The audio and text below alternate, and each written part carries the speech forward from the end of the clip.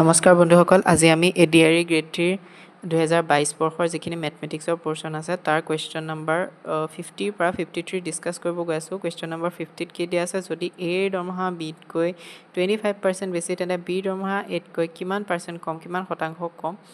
গতিকে আমি চাব লাগিব যে আমাক কি দিছে, যে বিৰ দৰমহা এতকৈ কিমান কম সুধিছে।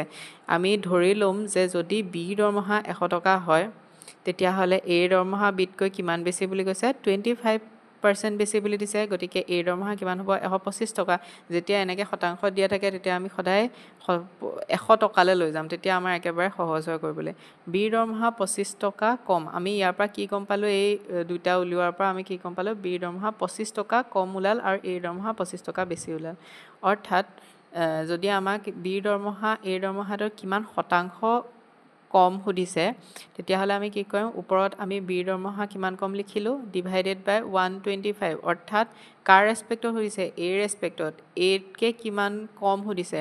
গতিকে 25/125 ইনটু আমি কি কৰিলোঁ, শতাংশত উলিয়াব লাগে যিহেতু, ইনটু 100।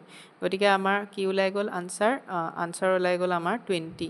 যিহেতু আমাৰ 25/25 কেঞ্চেল গুচি গ'ল, আমি দেখিছোঁৱেই 20% থাকিলে। আপোনালোকৰ সুবিধাৰ কাৰণে মই তলত কুৱেশ্যনটো দিয়ে দিছোঁ, গতিকে আপোনালোকে চিন্তা কৰিব লগা দৰকাৰ নাই।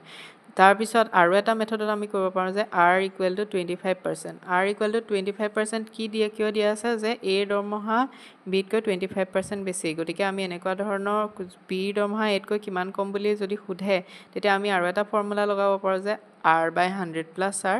আৰৰ ঠাইত জাষ্ট 25টো পুট কৰি দিম আমি, তেতিয়াহ'লে আমাৰ আনচাৰ একেবাৰে ইজিলি ওলাই যাব। গতিকে ইয়াতো আপোনালোকে গম পালে যে আমাৰ আনচাৰ কিমান ওলাই গ'ল, 20 ওলাইছে।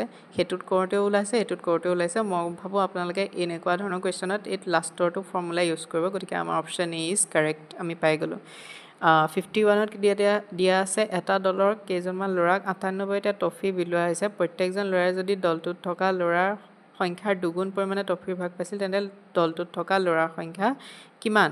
আমাক সুধিছে যে কিমান ল'ৰাৰ সংখ্যা। ধৰা হ'ল দলটোত থকা ল'ৰাৰ সংখ্যা x।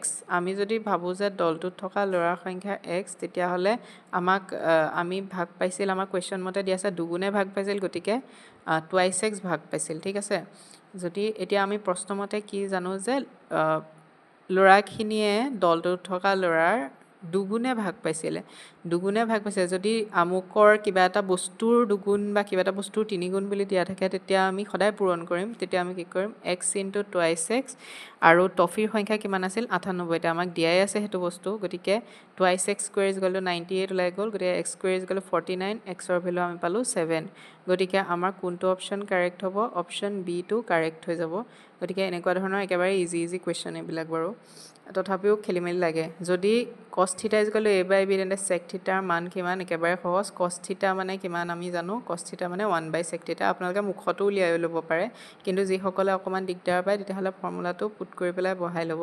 cos θ = cos θ দিয়া আছে a/b, গতিকে cos θ ৰ ভেলু আমি পুট কৰি দিলোঁ a/b = 1/sec θ। আমি ক্ৰছ মাল্টিপ্লাই কৰিলোঁ, ক্ৰছ মাল্টিপ্লাই কৰি পেলাই কি পালোঁ, sec θ = 1/a/b। গতিকে আপোনালোকে এইটো এনেকৈ ইমান দীঘলকৈ নকৰিলেও হ'ল, যদি আপোনালোকে বুজি পোৱা নাই তেতিয়াহে ইমান দীঘলকৈ কৰিব লাগে। গতিকে অপশ্যন বি কাৰেক্ট হ'ব, b/a। গতিকে নেক্সট কুৱেশ্যন দিয়া আছে, একেবাৰে লাষ্ট কুৱেশ্যন। এটা সমবাহু ত্ৰিভুজৰ পৰিসীমা হৈছে 6 চেণ্টিমিটাৰ, ত্ৰিভুজটোৰ কালি কিমান আমাক সুধিছে। যদি এনেকুৱা ধৰণৰ কুৱেশ্যন দিয়া থাকে, আমি পৰিসীমা আমাৰ জোখটো দিয়া আছে 6 চেণ্টিমিটাৰ। গতিকে আমি কি গম পালোঁ যে সমবাহু ত্ৰিভুজৰ তিনিওটা বাহু সমান। গতিকে এটা বাহু যদি a হয়, তিনিটা বাহু কিমান হ'ব, thrice a। গতিকে পৰিসীমা মানে thrice a। গতিকে a ৰ ভেলু আমি কি পাই গ'লোঁ, 2। গতিকে এটা বাহুৰ যদি জোখ পাই গ'লোঁ 2, তেতিয়াহ'লে সমবাহু ত্ৰিভুজৰ কালিৰ সূত্ৰটো হৈছে √3/4 × a²। অৰ্থাৎ আমি এতিয়া a মানে হৈছে বাহুৰ মান, গতিকে √3/4 × a² মানে 2²। গতিকে √3/4 2² মানে 2 × 2 অৰ্থাৎ 4 হয়। গতিকে আমি কেঞ্চেল কৰি দিলোঁ, আনচাৰ ওলাই গ'ল আমাৰ √3। গতিকে অপশ্যন কোনটো কাৰেক্ট হ'ব, অপশ্যন ডিটো কাৰেক্ট হ'ব। গতিকে ডি অপশ্যনটো আমি কাৰেক্ট পাই গ'লোঁ। গতিকে এনেকুৱা ধৰণৰ ভিডিঅ'ৰ কাৰণে মোৰ চেনেলটো ছাবস্ক্ৰাইব কৰি দিব আৰু অল ন'টিফিকেশ্যন বেল আইকনটো প্ৰেছ কৰি দিব। Thank U.